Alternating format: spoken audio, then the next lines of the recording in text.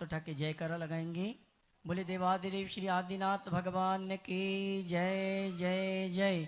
देवादिदेव श्री चिंतामणि पार्श्वनाथ भगवान की जय जय जय। संत शिरोमणि गुरुवर आचार्य श्री विद्यासागर जी महाराज के जय जय जय। परम पूज आचार्य परमष्टि श्री समय सागर जी महाराज के जय जय जय। गुणायतन प्रेता शंका समाधान भावना एक प्रवर्तक जन जन के संत प्रखर वक्ता बोले परम पूज मुनि श्री प्रमाण सागर जी महाराज के जय जय जय। मुनिवर श्री संधान सागर जी महाराज के जय जय जय। पंच कल्याण प्रतिष्ठा महामहोत्सव के तप कल्याणक महामहोत्सव के मध्य प्रदेश की राजधानी भोपाल झीलों की नगरी के श्री विद्यासागर प्रबंध संस्थान और श्री विद्या प्रमाण गुरुकुलम से सायंकालीन टीवी चैनल का बहुचर्चित बेशुमार शंका समाधान के कार्यक्रम में हम और आप अपनी शंकाओं का समाधान प्राप्त करें। उसके पूर्व पारस चैनल, जिनवाणी चैनल, आदिनाथ चैनल और प्रमाणिक ऐप के माध्यम से जो इस कार्यक्रम को घर में बैठ के देखो सुन रहे उन सभी का और यहाँ पर उपस्थित समस्त श्रावक श्राविकाओं का हार्दिक अभिनंदन स्वागत करते हैं।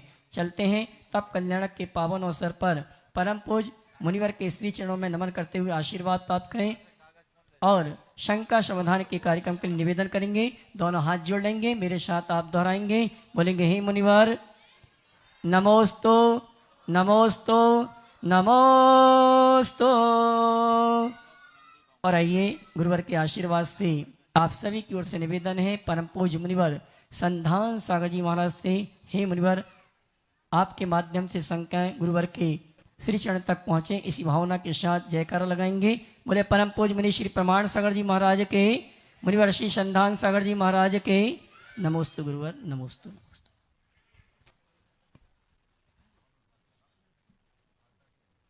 चलते हैं गुरु चरणों में। जो तपस्या की प्रतिमूर्ति है तप कल्याण की इस पावन बेला में आज के इस शंका समाधान सत्र को अपन नमोस्तु पूर्वक प्रारंभ करें। चेन्नई से नरेंद्र जी मुनोत पूछ रहे हैं क्या गुरु भक्ति बिना विवेक के हो सकती है? देखो, गुरु भक्ति बिना विवेक के हो सकती है मुझे नहीं मालूम, पर मैं इतना जानता हूं कि गुरु भक्त विवेकी होता है। अगर तुम्हारे अंदर विवेक नहीं तो तुम कैसे गुरु भक्त?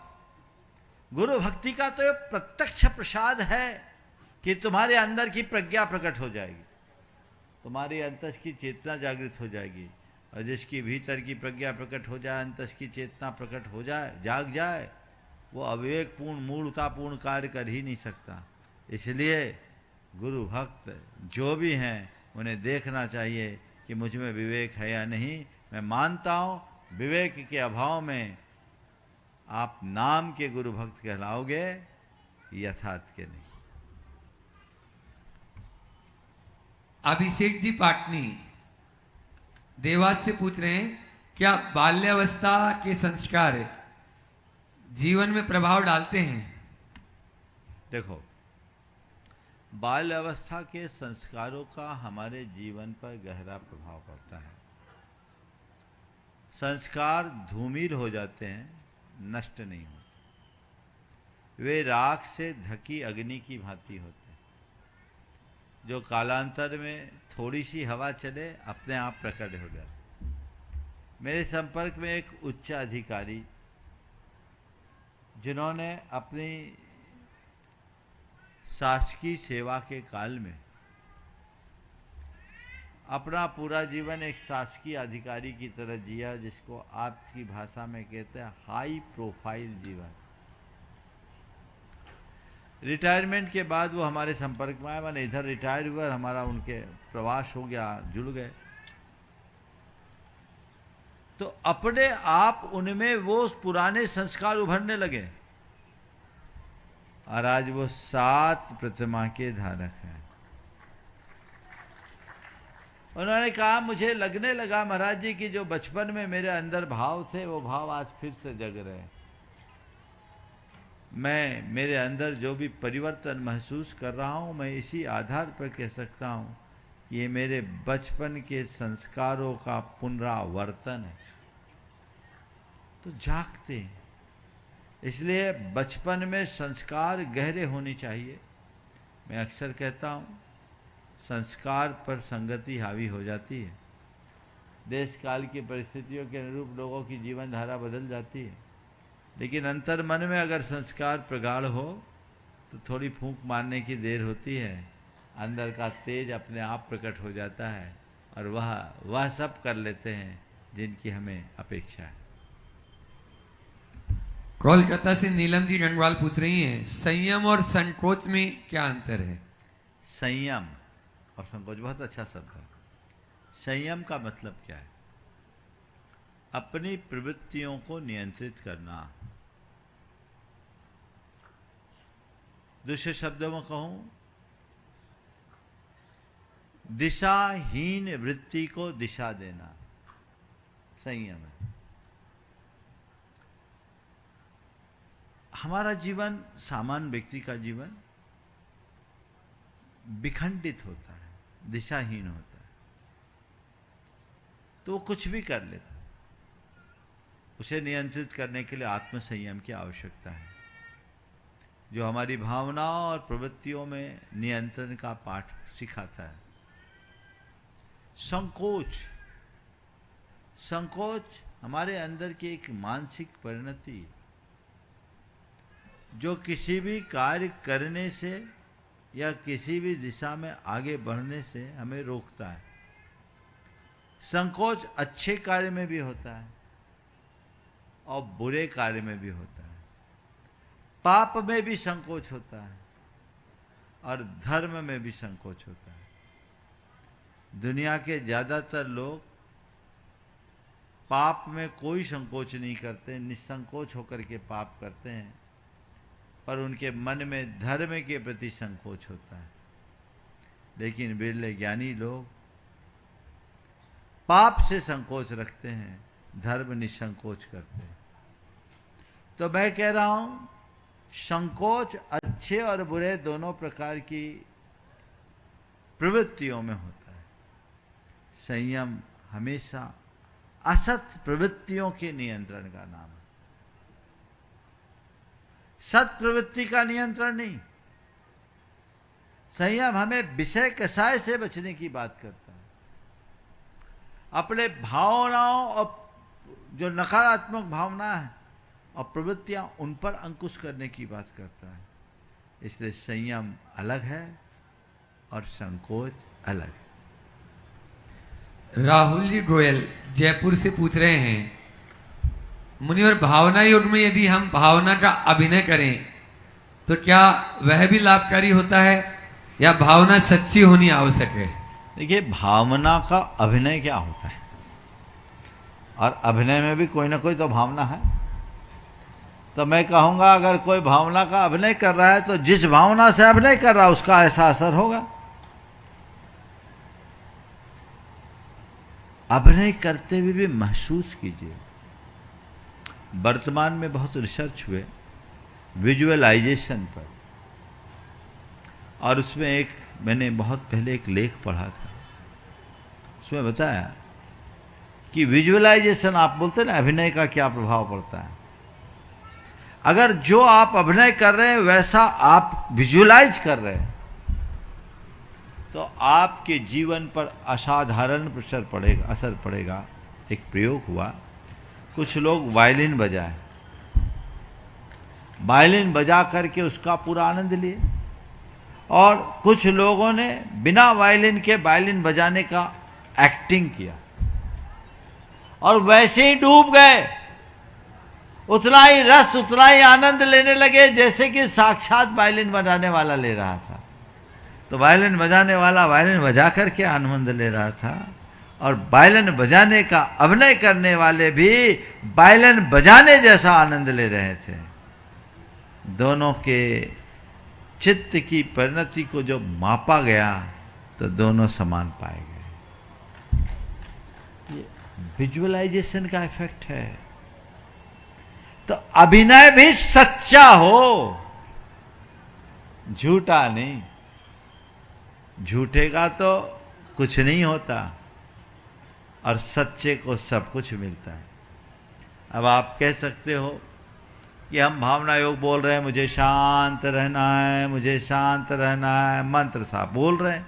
शायद प्रश्नकार का यही सवाल होगा कि मुझे शांत रहना है, मुझे शांत रहना है, मुझे शांत रहना। हम कह तो रहे हैं लेकिन अंदर कोई शांति जैसी अनुभूति नहीं है, तो असर पड़ेगा पड़ेगा। देखो भावना योग की सबसे बड़ी विशेषता है, अन्य जितने ध्यान योग हैं उनमें एकाग्रता और तन्मयता के अभाव में उसका कोई फल नहीं।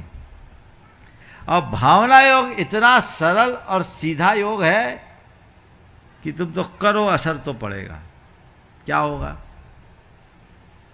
मुझे शांत रहना है कहते समय यदि आप अपनी शांत छवि को विजुअलाइज करते हुए काम करो, तब तो कहना ही क्या, एक अलग अनुभूति होगी। आप अपने अंदर एक शांत आत्मा का अनुभव करोगे और आप बहुत जल्दी शांत हो जाओगे। लेकिन यदि आप आधे अधूरे मन से भी कहते हो कि मुझे शांत रहना है, मुझे शांत रहना है, मुझे शांत रहना है, तो ऐसा कहने से मुझे शांत रहना है ये वाक्य आपके सबकॉन्शियस माइंड में जाकर बैठ जाएगा और आपके अवचेतन मन में जो बातें बैठ जाती है वही चेतन मन के रूप में प्रकट होती है। तो मुझे शांत रहना है, मुझे शांत रहना है, मुझे शांत रहना है, भले अधूरे मन से करो लेकिन उसका संस्कार अंदर जाएगा। विजुलाइज करते हुए करोगे तो और गहरा होगा, नहीं भी कर रहे हो तो कुछ न कुछ जाएगा। और उसका परिणाम क्या होगा? जब तुम्हारे अंदर गुस्सा उभरने को होगा तो अंदर से आवाज आएगी, मुझे शांत रहना है, मुझे शांत रहना है। और यही तुम्हें बचाएगा, यही तुम्हें ठंडा करेगा, इसी से तुम्हारे क्रोध का आवेग रुकेगा। तो ये अभ्यास किया जा सकता है। बड़ोदरा से दीपाली जैन पूछ रही है, नमोस्तु पूर्वक, ध्यान और भावनाओं में क्या संबंध है? देखो बहुत अच्छा सवाल है। भावना क्या है और ध्यान क्या है? भावना हमारे चित्त की एक तरंग है। हमारी चेतना में जो भी संस्कार है, वे संस्कार जब प्रकट होते हैं तो भाव बनते हैं और इन्हीं भावों का प्रवाह भावना बन जाती है। भावना से विचार और विचार से हमारी वाणी और व्यवहार बनता है, हमारी प्रवृत्ति बनती है और उससे हमारा जीवन चक्र चलता है। तो ये भावना की स्थिति है। अब आपने पूछा है कि भावना और ध्यान में क्या अंतर है। भावना में चित्त का प्रवाह है और ध्यान में चित्त का निरोध। मन को एकाग्र करने का नाम ध्यान है और चेतना की धारा के प्रवाह का नाम भावना है। दोनों में ऐसा अंतर समझना चाहिए। बीना से यश जैन पूछ रहे हैं, क्या आत्मा जन्म और मरण से परे है? बिल्कुल परे है, इसमें क्या सोच रहे हैं। आत्मा का न जन्म होता है न मरण होता है। आत्मा अजन्मा है, आत्मा अमर है। शरीर का जन्म होता है, शरीर का विनाश होता है। जैसे कोई वस्त्र बदलते हैं वैसे ही आत्मा ये चोला बदलता है। हमारा कोई भी शरीर स्थायी नहीं है, ये धीरे धीरे समय पाकर छीन होता है और एक दिन छूट जाता है। इसलिए शरीर अलग है, आत्मा अलग है। शरीर का जन्म है, शरीर की मृत्यु। आत्मा अजन्मा है, वह अजर, अमर और अविनाशी।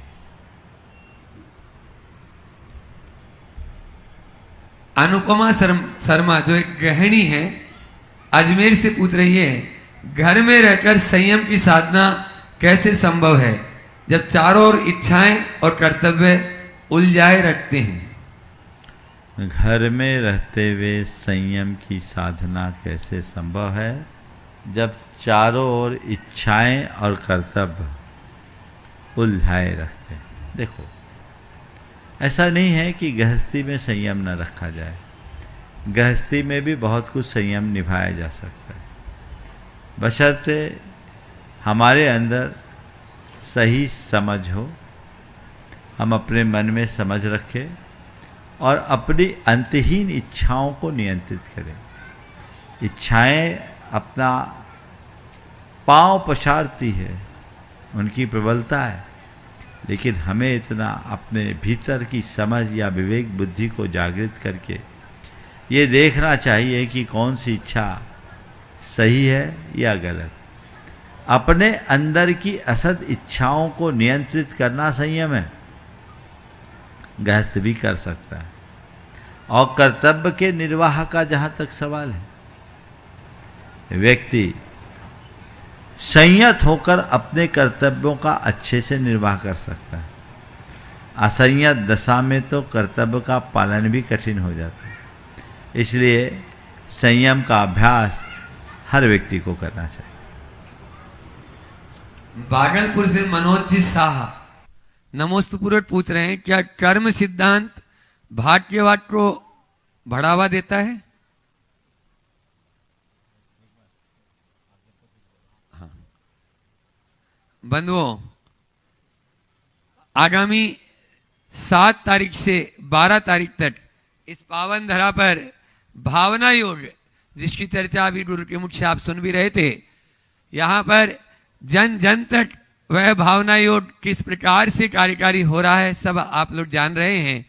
और उससे न केवल एक उम्र के लोग ही लाभान्वित हो रहे हैं, अपितु आबाल वृद्ध, चाहे वो बालक हो, चाहे वो बड़ा हो, चाहे वो विद्यार्थी हो, चाहे वो महिला हो, चाहे वो पुरुष हो, चाहे भारत में हो, चाहे भारत से बाहर हो, कहीं पर भी हो, यह भावना योग उसके लिए बहुत कार्यकारी, जमीन पर हो चाहे आसमान में हो। यहां तक कि अभी आप देख ही रहे हैं, नासा आदि के वैज्ञानिकों ने भी इसको बहुत कुछ वहां पर सबमिट जो पेपर हुए, उस पेपर के आधार पर सब प्रूफ है। और वो लोग बता रहे हैं इस भावना योग के माध्यम से हम बहुत कुछ अचीवमेंट, बहुत कुछ प्राप्त कर सकते हैं। उस भावना योग के प्रशिक्षकों के लिए गुरुवर की कृपा हुई और 7 से 12 तारीख तक इसी स्थान पर यहाँ पर यह एक ट्रेनिंग शिविर, यानी आपके भावना योग प्रशिक्षण शिविर यहाँ पर रहेगा। आप लोग सभी उसका लाभ लेंगे और गुरुवर के मुझ से वह भावना योग हमें 1-2 घंटे नहीं, 5-5 घंटे लगातार, 5 से भी ज्यादा घंटे जो टाइम टेबल शेड्यूल मैंने देखा है, उसमें तो सुबह से लेके 5:30 बजे से लेके रात्रि 7:30 बजे तक जो और कार्यक्रम है वो तो रहेंगे ही, भावना योग भी उसमें समन्वित है। बहुत बड़ा अच्छा शिविर है, उसका आप सभी लाभ लें। अब चलते हैं अपन अगले प्रश्न के ऊपर।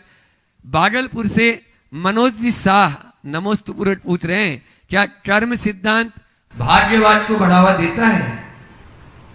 देखिए, कर्म सिद्धांत को आप ठीक तरीके से समझ लो तो ये सवाल ही खत्म हो जाएगा। हम सबके मन में एक भ्रम भरी धारणा है, भ्रांत धारणा है कि हमारे जीवन में जो कुछ भी होता है सब कर्म से होता है। कर्म ही हमारे जीवन का नियंता और कर्म ही हमारे जीवन का निर्धारक और संचालक है। ये कथन पूरी तरह सत्य नहीं है, यह सत्यांश है, एकांगी है, इसे समझना चाहिए। ये बात सत्य है कि हमारे जीवन में कर्म की बहुत बड़ी भूमिका है, लेकिन सब कुछ कर्मों से ही होता है, ऐसी धारणा ठीक नहीं। एक कार्य की उत्पत्ति में अनेक कारण होते हैं। हमारे जीवन में जो कुछ घटता है, कर्म उसमें कारक है, उसमें दैव भी एक कारण है, उसमें नियति भी एक कारण है, उसमें हमारा पुरुषार्थ भी एक कारण है, उसमें हमारा भवितव्य भी एक कारण है, काल भी उसमें एक कारण है। अगर दूसरे शब्दों में कहूँ तो संयोग एक बहुत बड़ा कारण है। तो कई चीज़ें ऐसी होती है जो कर्मोदय से होती है और कई चीज़ें होती हैं जो संयोग से बनती और बदलती। तो हमारे जीवन में संयोग की बहुत बड़ी भूमिका है, समझ गए? संयोग बनते और बदलते। आपको उदाहरण के लिए मैं कहूं, पारसनाथ भगवान के जीवन को लो। 10 भाव के रिकॉर्ड में पारसनाथ भगवान ने ऐसा कोई काम किया कि उनके ऊपर उपसर्ग हो? फिर उन पर ये किस कर्म का उदय है? बोलो। रामचंद्र जी का वनवास हुआ, पत्नी का हरण हुआ, सीता का हरण हुआ, रावण से उन्हें युद्ध करना पड़ा। रामचंद्र जी किस कर्म के उदय से ऐसा किए? कहीं शास्त्र में पढ़ा? थोड़ा गहराई से समझना, मेरी बात सबको समझ में नहीं आएगी, क्योंकि जो मैं आप सबसे बोल रहा हूं वह आप सबकी धारणाओं के विरुद्ध बैठ रही, लेकिन मेरी बात को अंदर में बिठाल देना तो तुम्हारी धारणा नहीं, जीवन की धारा बदल जाएगी। तो क्या महाराज बिना कर्म के भी कुछ होता है? हाँ, बिना कर्म के भी होता है, जिसे संयोग कहते हैं। कभी कभी किसी किसी के भवितव्य से, किसी किसी जीव के साथ ऐसा संयोग बन जाता है जिसके कारण बिना कर्म के भी, बिना कर्मोदय के भी उसके साथ ऐसा संयोग बन जाता है। रामचंद्र जी के साथ ऐसा संयोग नहीं बना होता, रामचंद्र जी वन नहीं गए होते तो क्या राम बन पाते? राम वन गए, इसलिए राम राम बन गए, है ना? तो एक संयोग उनके साथ बना जिसने सारे निमित्त बिठाल दिए। पारसनाथ भगवान के जीवन में इस तरह का उपसर्ग नहीं होता तो आज पारसनाथ भगवान की जितनी जय जयकार है उतनी होती। उनके तीर्थंकरत्व में ये निमित्त था। और थोड़ा गूढ़ सिद्धांत की बात करें, ऐसा कहा जाता है कि निगोद में रहने वाले जीव, नित्य निगोद में रहने वाले जीव, थोड़ी गूढ़ बात है, लेकिन मैं अपनी बात की पुष्टि के लिए इसे कोट कर रहा हूं। निगोद चेतना की सबसे जघन्य दशा है, सबसे क्षीण दशा, जिसमें जीव एक सांस की 18वें बार आयु रखता है। एक बार जितनी देर में हम सांस ले उतनी देर में जन्म मरण हो जाए। ऐसे जीव जो अनादि से निगोद में रहे, जहां चेतना का कोई प्रभाव ही नहीं, जिस चेतना ने कोई पुरुषार्थ नहीं किया, उनमें से भी कुछ जीव उछट करके आते हैं, सीधे मनुष्य बनते हैं। 8 वर्ष में मुनि दीक्षा लेकर केवल ज्ञान प्राप्त कर मोक्ष चले जाते हैं। अब बताओ उनने कौन सा पुरुषार्थ किया? अनंतो जीव वहीं जन्म मरण कर रहे हैं, और ये किस कर्म से आए या किस पुरुषार्थ से आए? बात समझ में आ रही? ये संयोग है। इसलिए केवल कर्म कर्म कर्म कर्म की रट लगाना बंद कर दीजिए। आचार्य कुंद कुंद कहते हैं समय सार में कि तुम अगर ऐसा कहोगे तो तुम में और ईश्वरवादियों में कोई अंतर नहीं। लोगस कत्ता भिन्नु जैनानम कम्मोत्ते, तुमने केवल नाम बदल दिया। ईश्वर कर्तृत्व और कर्म कर्तृत्व में कोई अंतर नहीं होगा। कर्म हमारे जीवन पर असर डालेगा तभी तक जब तक हमारी चेतना सोई हुई है।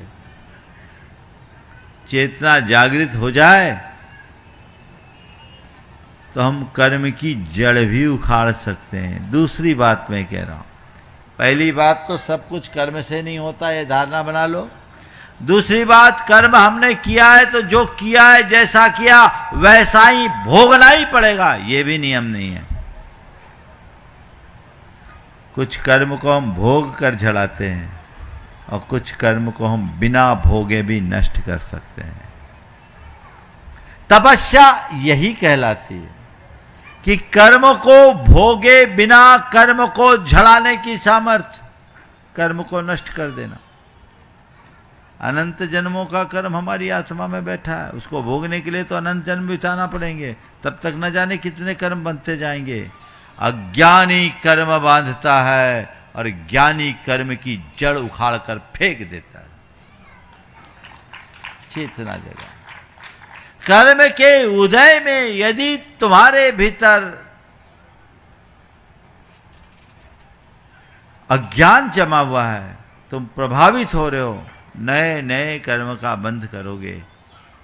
और कर्मोदय में यदि तुम्हारे मन में ज्ञान है, विवेक है, तो तुम कर्मों की जड़ उखाड़ोगे। कर्म बंध से लेकर उसके फल भोग तक में कर्म की दशाओं में बहुत बड़े बड़े परिवर्तन किए जा सकते हैं। इसलिए उसी दिशा और धारा में चलना चाहिए। और चलते हैं अभी यहाँ पर उपस्थित, आप देख रहे हैं यहाँ गुरुवर के सानिध्य में यह पंचकल्याण प्रतिष्ठा महोत्सव चल रहा है और उसके सौदर में इंद्र जो प्रमुख पात्र हैं यहाँ पर उपस्थित अभी शंकर समाधान के सत्र में भी है। मैं चाहूंगा वे अपना प्रश्न गुरु चरणों में रखिए। आशीष जी, नमिता जी, आर्यन जी और साथ में ही ऋषभ जी, राजेश्वरी जो इस अनुष्ठान में प्रमुख पात्र वे भी बने हैं, वे अपना प्रश्न गुरु चरणों में रखेंगे। आप लोग जोरदार तालियों से एक बार सौदर में। और मैं चाहूंगा सनत जी मंडी बामोरा अपने बीच में यहाँ पर उपस्थित हैं और गुणायतन ट्रस्टी मंडी बामोरा से गुणायतन ट्रस्टी सनत भैया और आशीष जी, नमिता जी, उनका जो सौदर में इंद्र सची इंद्राणी है, वे उनका सम्मान भी करेंगे। आ जाए, यहीं पे है। हाँ ठीक है, पहले नमिता जी अपना प्रश्न करें, फिर सनत भैया करेंगे। दुई महाराज जी के चरणों में नमोस्तु नमोस्तु नमोस्तु। सभी छुल्लक जी को इच्छामी इच्छामी। महाराज जी, कौन से जन्म का पुण्य आज सामने आया है कि आपको मालूम है, और बहुत वर्षों की जो इच्छा थी सोदरंग बनने की, बहुत वर्षों की, क्योंकि हम लोग बाहर रहते हैं तो वो इच्छा हमारी पूरी नहीं हो रही थी, तो वो पूरी हुई। और आप जो बोलते हैं भावना भवनाशनी होती है, तो क्या यही समझे हम या फिर कुछ और है? हम तो बोल रहे आम खाओ, पेड़ क्यों गिन रहे। भावनाएं फलवान होती है, निश्चित तुम्हारा प्रबल भाव था और उसके निमित्त से प्रबल पुण्य जागा, ये लाभ मिले। हाँ आशीष भी हैं। हाँ बोलो। नमोस्तु। महाराज जी, वैसे तो शंकाओं का समाधान निरंतर होता रहता है, शंका समाधान देखते रहते हैं। मेरी इसी से संबंधित एक जिज्ञासा है कि हम लोगों का कभी आपस में डिस्कशन होता है कि जो शंका समाधान देखते हैं नॉर्मली वो वैसे ही संभले हुए या सुधरे हुए हैं, धर्म मार्ग में लगे हुए हैं, लेकिन जो नहीं देखते हैं उनको कैसे प्रेरित किया जाए कि वो देखें और उससे आगे बढ़ें और सीखें समझें? देखो, ये काम तो तुम लोगों का है। हमने एक चीज़ देखा कि जैनियों में ज़्यादातर लोग मार्केटिंग से जुड़े हुए हैं, पर सब अपने धंधे में मार्केटिंग पूरी करते हैं, पर धर्म के फैलाव के लिए सब भूल जाते हैं। आप लोगों का काम है धर्म प्रभावना करें, धर्म प्रभावना के अर्थ को समझे, मतलब को समझे। धर्म प्रभावना क्या है? आप लोगों को अपने अपने तरीके से बताएं, लोगों के अंदर उत्सुकता और उत्कंठा जगाए, ताकि लोग भी जुड़ सके और आगे आ सके। आप लोग थोड़े कंजूस हैं, अपने स्तर तक ही सीमित रखते हैं। जो आप अच्छी बातें सुनते हैं आप औरों को प्रेरित करें। हो सकता है 10 को प्रेरित करोगे, एक भी जुड़ गया तो बहुत फर्क है। हम बोलते 100 में भी एक जुड़ गया तो बहुत बड़ा फर्क है। हमें इस दिशा में प्रयास करना चाहिए। मैं सभी श्रोताओं से कहता हूँ, आप लोग रोज़ सुनते हैं, बोलते भी हैं। यदि आप चाहते हैं कि ये परिपाटी आगे चलती रहे तो आप भी इसी तरह औरों को प्रेरित करें। नमोस्तु सनत महाराज जी जी। मंडी बामरा से बड़ा इंटरेस्टिंग वे अपना प्रश्न कर रहे हैं और मैं चाह रहा हूँ कि सौदरमिंद्र जी उनका स्वागत अभिनंदन कर रहे हैं। नमोस्तु महाराज जी, नमोस्तु महाराज। कर दो जी, साथ साथ। पाप प्रायश्चित और तप में क्या अंतर है? हमें पाप अपराध है, प्रायश्चित उसके शोधन की प्रक्रिया है और तब प्रायश्चित का एक अंग। नमोस्तु महाराज। एक बार जोरदार तालियों से इन सभी का स्वागत कर दीजिए। और उसके बाद में कल जिनका प्रश्न खड़ा रह गया था लास्ट में, सिंगापुर से विवेक जी जैन अपने पास यहाँ उपस्थित है। अरे वे अपना प्रश्न करें। तुम्हें करना है। हाँ करो करो। हाँ बोलो ऋषभ जी बोलो। महाराज जी मेरा प्रश्न है, हाँ। रात्रि में नींद में आहार देना और रात्रि में नींद में जैसे मतलब निर्माण कांड है, शंभु स्तोत्र है, ये पढ़ते पढ़ते सो जाती हूँ, फिर सुबह वही लाइन में उठती हूँ, नींद खुल जाती है तो अच्छा है, इसका मतलब आप दिन भर इसी में लगे रहे। तो भगवान से ही कहो महाराज सपना भी देखे तो यही देखे।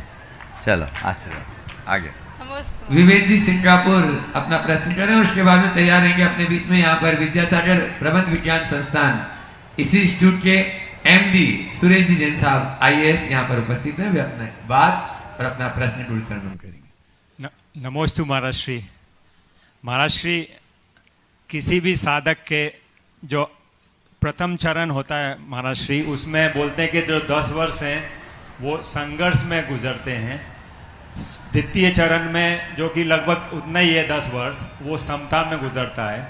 और अंतिम चरण में उस साधक को समाधि का अनुभव होता है महाराज श्री। तो मेरा प्रश्न ये है कि साधक और संघर्ष ये ऐसा क्यों कहा है?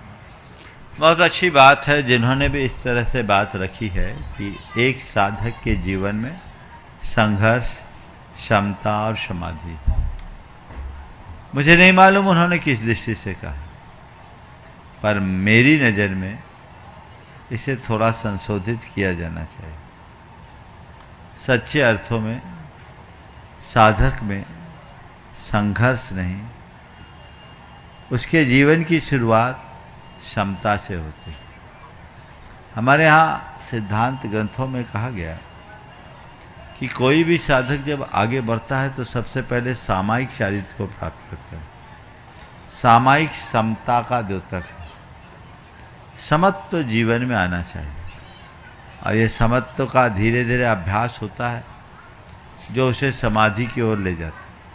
हाँ, समत्व को अपनाने में लोक दृष्टि से किंचित संघर्ष दिखता है, लेकिन साधक के लिए वो संघर्ष नहीं, उसमें उसे अपना उत्कर्ष दिखता है।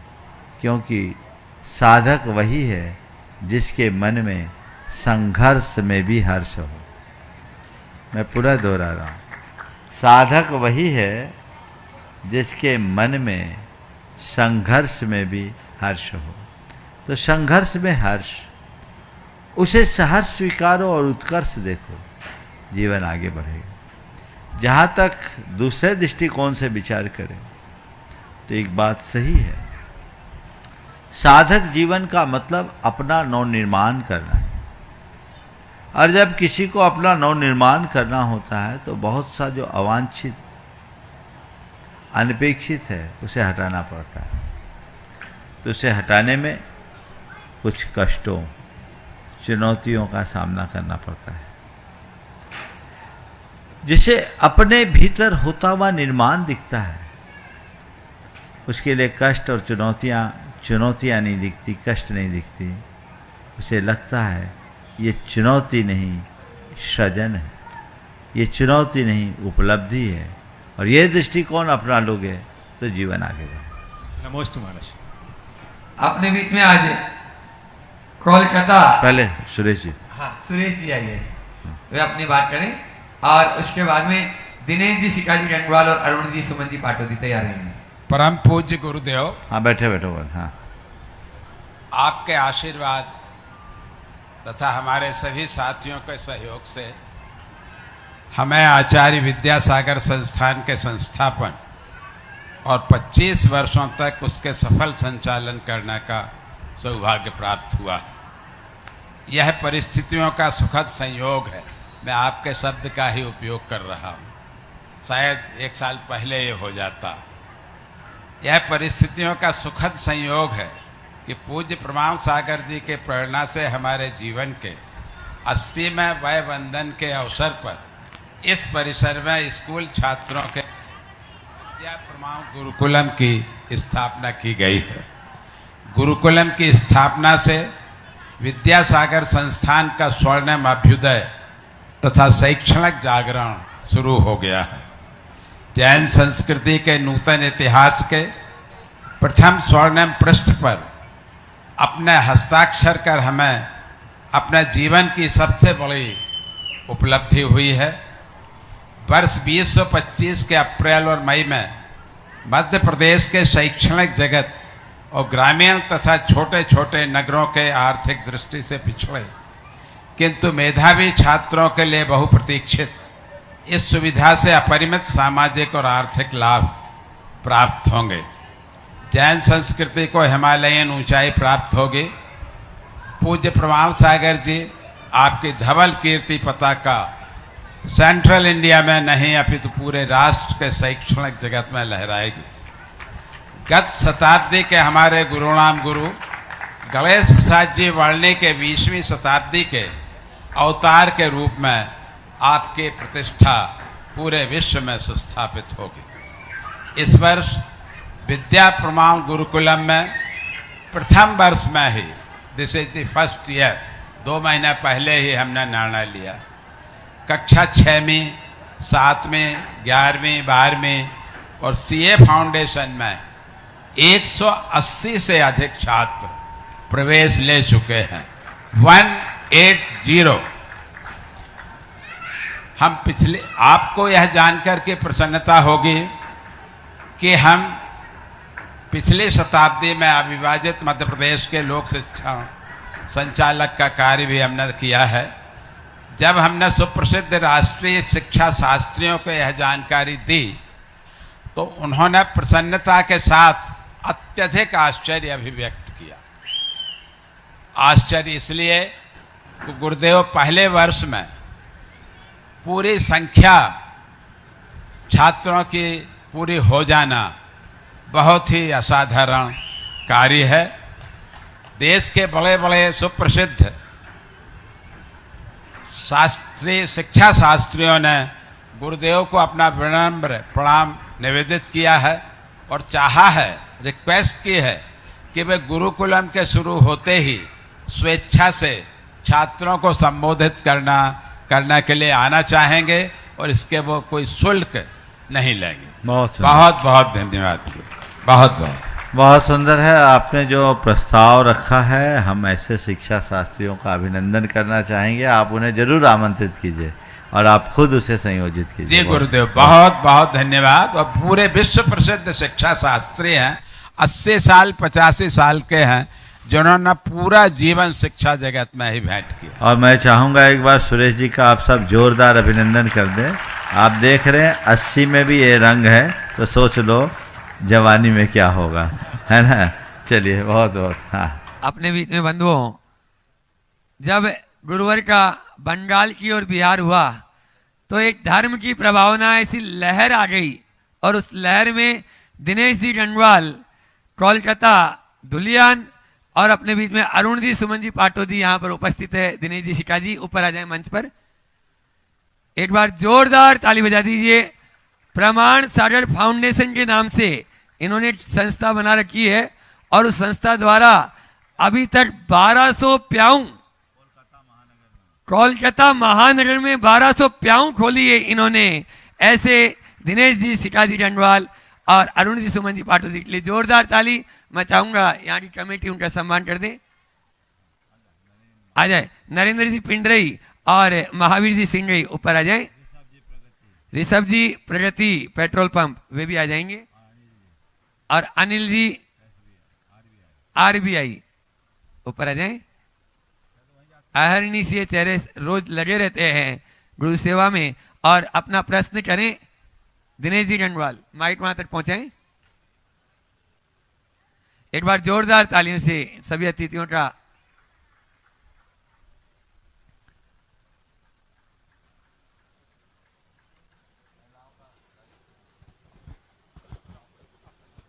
जल्दी प्रश्न करें समय। नमस्ते महाराज जी, मैं आपसे कोई प्रश्न नहीं पूछने आया वो प्रश्न तो रोज हम लोग कलकत्ता में देखते हैं आपको टीवी में। मैं आपसे कुछ मांगने आया हूँ। आपने 2005 या 2011 में कलकत्ता में जो धर्म की भावना की थी, आपकी प्रेरणा से हमारी सीएम ममता बनर्जी भी आपका 2024 में जो वर्चुअल यहाँ से वीडियो गया था, आपकी प्रवचन सुनी, वो बहुत प्रभावित हुई। और जितने भी IAS ऑफिसर है, हमारी 108 प्रमाण सागर जैन फाउंडेशन के प्याऊ वहाँ लगे हुए, तो वो अक्सर पूछते हैं हमारे बाबा कब आएंगे, हमारे बाबा कब आएंगे। तो मैं इसलिए आपको विशेष करके अनुरोध करूँगा, नेक्स्ट चौमासा कलकत्ता में हो तो वो लोग को भी थोड़ा 2005, 2011, 2025 में 26 में होगा तो वो लोग को भी थोड़ा ऑक्सीजन मिलेगा। हम आपसे ऑक्सीजन लेने आए, क्योंकि आपने जो ऑक्सीजन वहाँ दी है वो ऑक्सीजन खत्म हो गई है। आपको पुनर्वृत्ति वहाँ बुला रहे। आपने जो अग्रवाल समाज में जो वैष्णव धर्म थोड़ा सा 500 घर में आप 250 घर कर चुके, और 250 घर को वापस आपको लाना, ये आपके बिना नहीं होगा। ये हम चाहते हैं जब आप वहाँ आए। और हम लोग भी अभी सकल जैन समाज हो गए वहाँ, दिगंबर से सितंबर, तेरहपंथी, 20 तोला 22 तोला जो भी है, एक जैन समाज, सकल जैन समाज हुए। हम लोग लास्ट अभी CM को नमोकार मंत्र में बुलाए थे, बहुत अच्छा प्रोग्राम हुआ 15,000 की उपस्थिति में। और 14 सितंबर को हम लोग वहाँ पे एक बड़ा प्रोग्राम करें, 40,000 की गैदरिंग होगा। उसमें हम लोग का जो क्षमावानी होता है एक साथ होगा। मैं उसके लिए भी आपसे आशीर्वाद लूँगा, आप आशीर्वाद देंगे तो ये सफल होगा। और आपकी प्रेरणा, आपने जब हमारी ममता बनर्जी ने देखी, आपका प्रवचन सुना, तो वो बहुत प्रभावित हुई। अभी उसने पहली बार जैन साधु के लिए एक अलग पोर्टल खोल दी वहाँ, IPS IAS का। हम लोग कोई भी मुनि वहाँ जाएगा, हम लोग को कहीं इंडिविजुअल थाना में चिट्ठी देना नहीं पड़ेगा, एक खाली ईमेल करना होगा हेडक्वार्टर में, वहाँ 4 गाड़ी पुलिस की प्रोटेक्शन आ जाती है। अभी ये आपका आशीर्वाद हुआ कि आपकी प्रवचन से वो हमारी सीट इतनी अच्छी प्रभावित हुई थी। वो बोली उन्हें बाबा कब आएंगे बाबा, अभी भी हमको पूछी थी नवकार में, बोले बाबा का प्रवचन नहीं लाए इस बार। बोले सॉरी महान, इस बार नवकार का प्रोग्राम था, नेक्स्ट टाइम हम लोग लाएंगे, बाबा को खुद लाएंगे। आप आशीर्वाद दीजिए, हम लोग कलकत्ता में आपके जो समाज सुधार काम है उसमें अग्रसर हो, और आपका आशीर्वाद ऐसा बनाए रखे। हम लोग आपका आशीर्वाद से हमारी ममता बनर्जी अभी महावीर चौक बनाने का परमिशन दे दी, उसका काम चल रहा, वो भी आपका आशीर्वाद से हो रहा। और जितने भी IPS IAS आपको आपके लिए आशीर्वाद मांगे, उनको भी आशीर्वाद दे। धन्यवाद। मैं चाहूँगा एक बार दिनेश भाई का जोरदार अभिनंदन करें। ये बड़े कर्मठ, लगनशील, जुझारू और समर्पित कार्यकर्ता है। 2005 में जब हम पहली बार गए थे, उस समय कोलकाता की ये स्थिति थी कि दिगंबर मुनि को लोग चलने नहीं देते थे।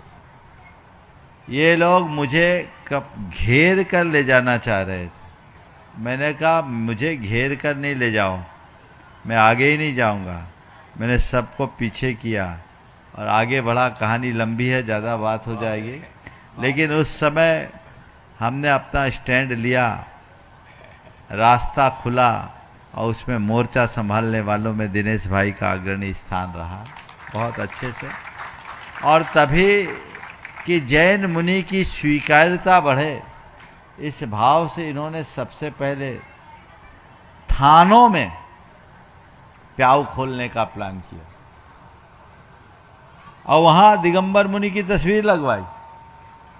और 1200 प्याऊ आज पूरे कोलकाता महानगर में, और बहुत सुसज्जित प्याऊ, कोई छोटे मोटे प्याऊ नहीं कि 2 मटके लगाने वाले प्याऊ, सब ऑटोमेटिक, काफ़ी बड़े बजट के, जन सहयोग से, समाज के सहयोग से मिलकर इनने लगवाया है।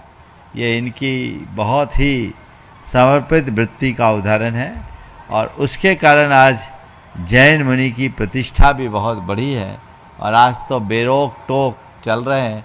एक समय था जब मैं निकला था, मुझे पुलिस रोकने आ गई थी, कि आप जा नहीं सकते। हम बोले नहीं जा सकते तो ले जाओ तुम जहाँ हमें ले चलना चाहते हो।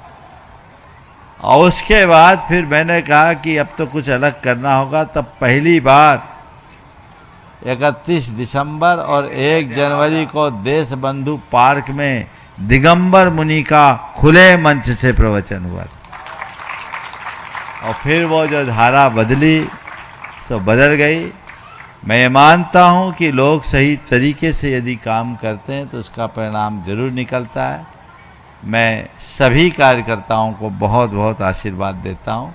विनोद जी काला के संरक्षण में दिनेश जी और इनकी पूरी टीम जो काम कर रही है, मैं सभी को आशीर्वाद देता हूँ। और अपने बीच में एक बार जोरदार ताली बजा दी इन सभी अतिथियों का।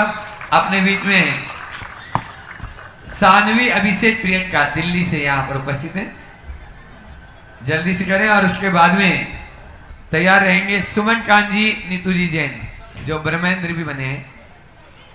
अंजू के साथ अंजू का भाई राजेंद्र।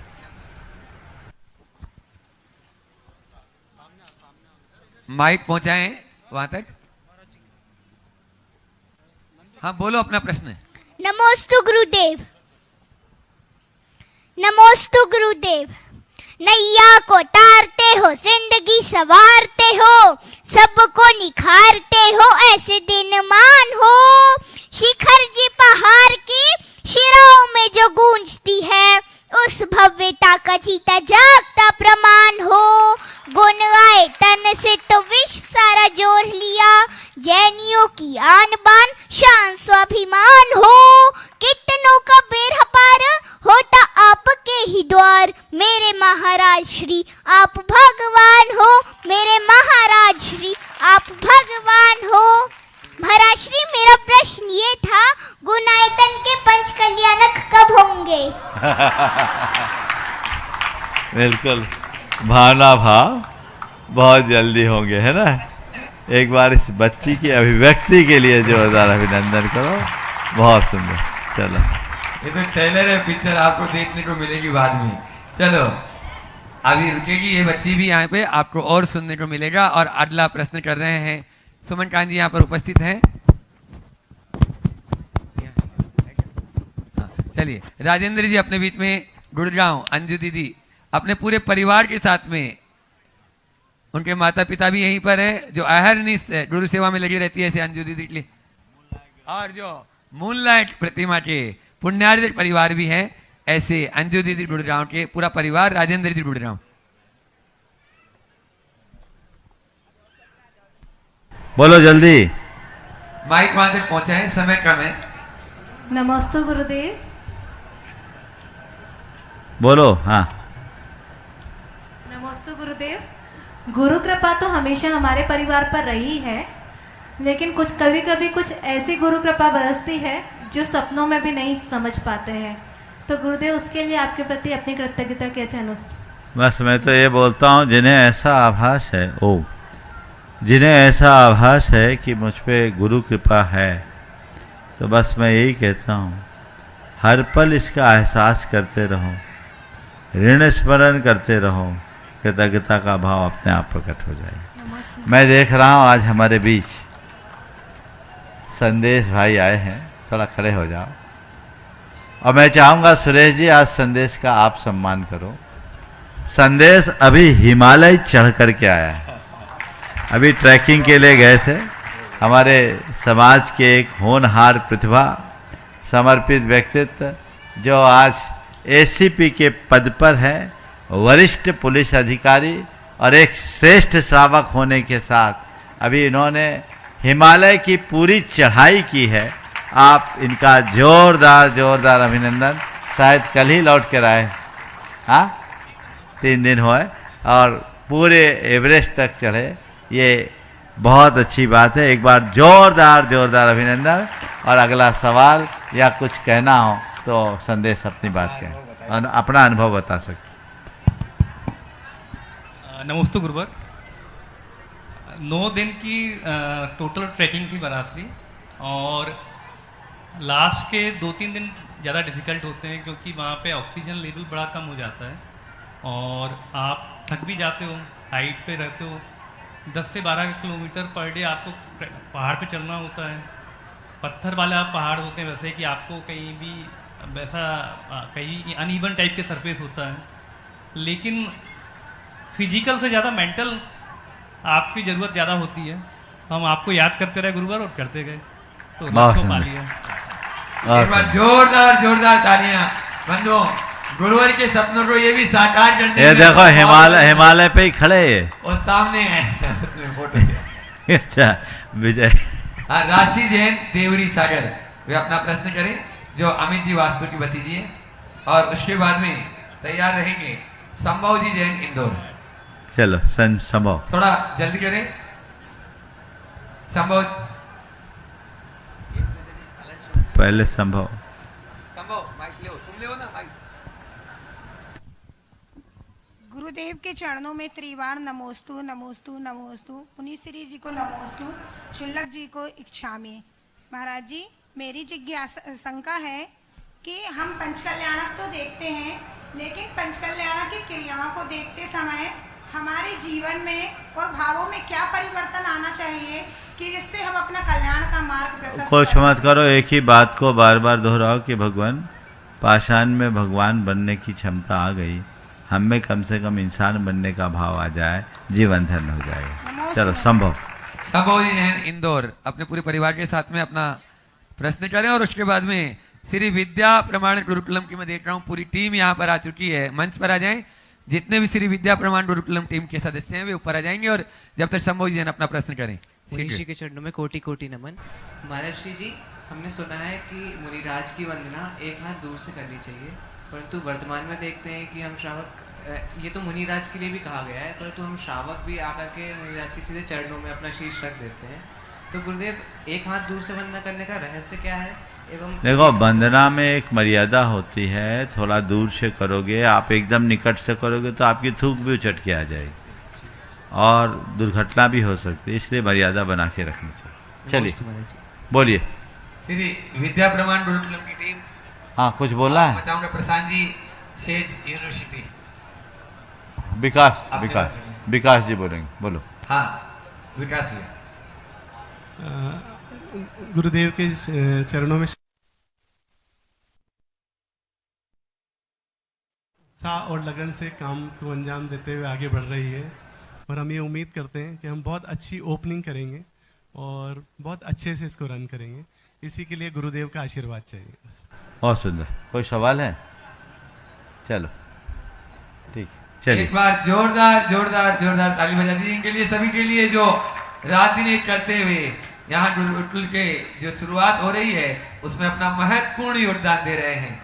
और इसके बाद में अगला प्रश्न करेंगे महावीर जी सिंह, यहाँ ऊपर ही यहाँ। गुरुदेव के पावन चरणों में सत सत नमन। मुनि संघ के एक छामी। गुरुदेव जैसा एक दार्शनिक हुए हैं, उन्होंने कहा है कि जो प्रश्न करता है वो 1 मिनट का मूर्ख होता है, और जो प्रश्न नहीं करता है वो जिंदगी भर का मूर्ख होता है। आप अपने शब्दों में इसका।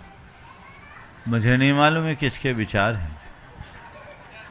जो प्रश्न करता है वो 1 मिनट का मूर्ख होता है, और जो उत्तर देता है, जो प्रश्न नहीं करता वो जिंदगी भर का मूर्ख होता है। बहुत गहरा इसमें भाव है, इसके संदेश को समझो। प्रश्न करने का मतलब अपनी एक पल की अल्पज्ञता को प्रकट कर देना,